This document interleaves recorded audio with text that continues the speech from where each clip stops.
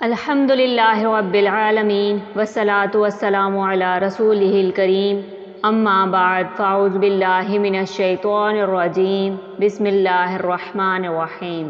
السلام علیکم ورحمۃ اللہ وبرکاتہ۔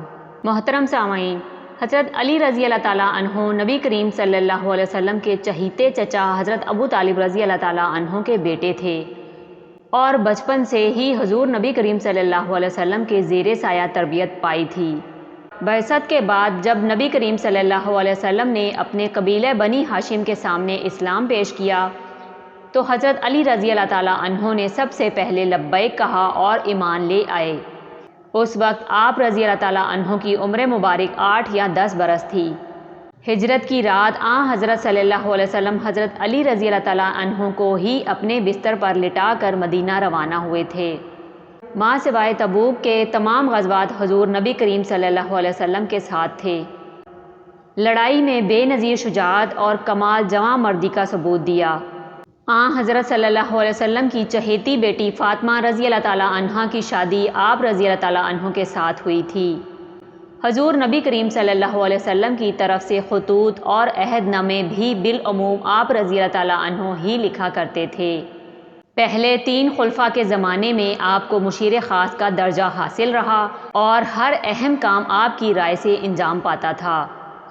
حضرت عثمان رضی اللہ تعالیٰ عنہ کی شہادت کے بعد 3 دن تک کوئی جانشین منتخب نہ ہوا۔ ہر طرف باغیوں کا زور تھا اور مدینہ میں عجیب افراتفری مچی ہوئی تھی۔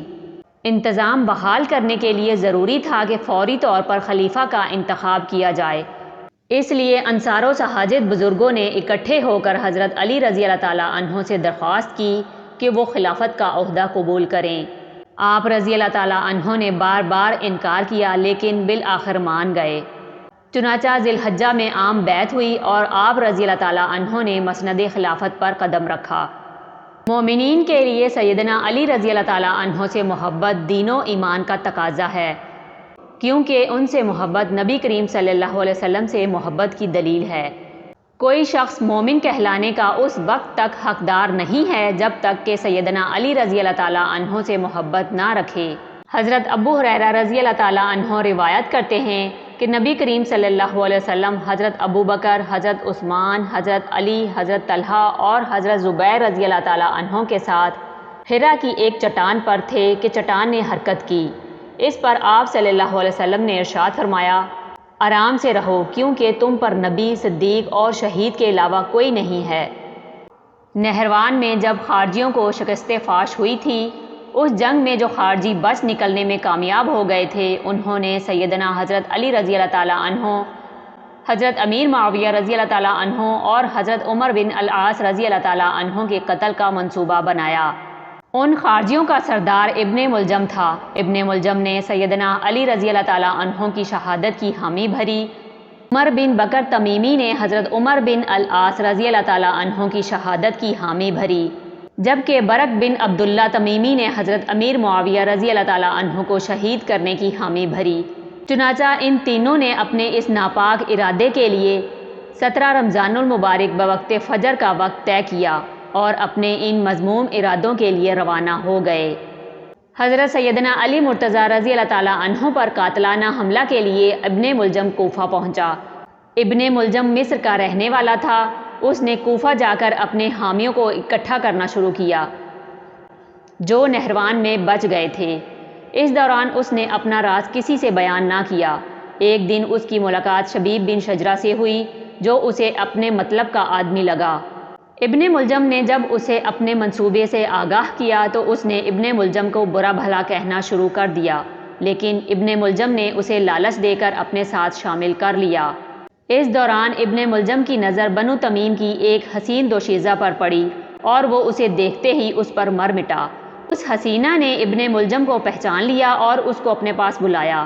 ابن ملجم جب اس کے پاس گیا تو اس نے اس شرط پر ابن ملجم سے نکاح کی حامی بھری کہ وہ اسے 3000 درہم، ایک غلام، ایک لونڈی اور حضرت سیدنا علی مرتضیٰ رضی اللہ تعالیٰ عنہ کا کٹا ہوا سر مہر میں دے تو وہ اس سے نکاح کر لے گی۔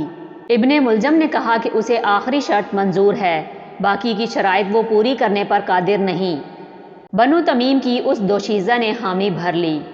ابن ملجم نے اس دوشیزہ سے کہا کہ وہ اسے اپنے قبیلے کا کوئی قابل اعتماد آدمی دے تاکہ وہ اپنے اس منصوبے کو پایہ تکمیل تک پہنچا سکے۔ اس دوشیزہ نے وردان نامی ایک شخص کو ابن ملجم کے ساتھ کر دیا۔ 17 رمضان المبارک بروز جمعہ فجر کے وقت ابن ملجم اپنے دونوں ساتھیوں شبیب اور وردان کے ہمراہ جامع مسجد کوفہ پہنچا اور یہ تینوں مسجد کے ایک کونے میں چھپ گئے۔ جس وقت حضرت سیدنا علی مرتضیٰ رضی اللہ تعالیٰ عنہ نماز فجر کے لیے تشریف لائے، اس وقت شبیب نے آگے بڑھ کر حضرت سیدنا علی رضی اللہ تعالیٰ عنہ پر پہلا وار کیا۔ شبیب کے وار کے بعد ابن ملجم آگے بڑھا اور اس نے آپ رضی اللہ تعالیٰ عنہ پر دوسرا وار کیا۔ وردان نے یہ دیکھا تو بھاگ کھڑا ہوا۔ شبیب بھی وار کرنے کے بعد بھاگ نکلا جبکہ ابن ملجم پکڑا گیا۔ وردان نے جب اس کا ذکر اپنے دوستوں سے کیا تو انہوں نے اسے قتل کر دیا۔ حضرت سیدنا علی مرتضیٰ رضی اللہ تعالیٰ عنہ نے اپنے بھانجے حضرت ام ہانی رضی اللہ تعالیٰ عنہ کے بیٹے حضرت جعدہ رضی اللہ تعالیٰ عنہ کو نماز پڑھانے کا حکم دیا۔ اس دوران سورج طلوع ہو چکا تھا۔ لوگ آپ رضی اللہ تعالیٰ عنہ کو زخمی حالت میں گھر لے گئے۔ ابن ملجم کو آپ رضی اللہ تعالیٰ عنہ کی خدمت میں پیش کیا گیا۔ آپ رضی اللہ تعالیٰ عنہ نے اس بدبخت سے پوچھا کہ تجھے کس چیز نے مجھے مارنے پر آمادہ کیا؟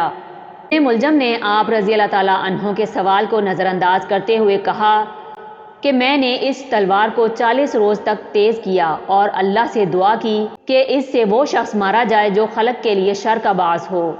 حضرت سیدنا علی مرتضیٰ رضی اللہ تعالیٰ عنہ نے فرمایا میں دیکھ رہا ہوں کہ تو اس تلوار سے مارا جائے گا۔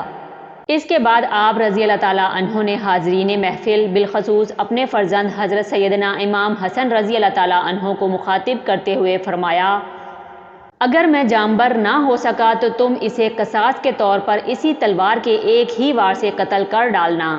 حضرت سیدنا امام حسن رضی اللہ تعالیٰ عنہ نے جب والد بزرگوار حضرت سیدنا علی مرتضیٰ رضی اللہ تعالیٰ عنہ کو زخمی حالت میں دیکھا تو رو پڑے۔ آپ رضی اللہ تعالیٰ عنہ نے پوچھا اے حسن تو کیوں روتا ہے؟ حضرت سیدنا امام حسن رضی اللہ تعالیٰ عنہ نے عرض کیا والد بزرگوار میں اس بات پر کیوں نہ روؤں کہ آپ رضی اللہ تعالیٰ عنہ دنیا کے آخری دن اور آخرت کے پہلے دن میں ہیں۔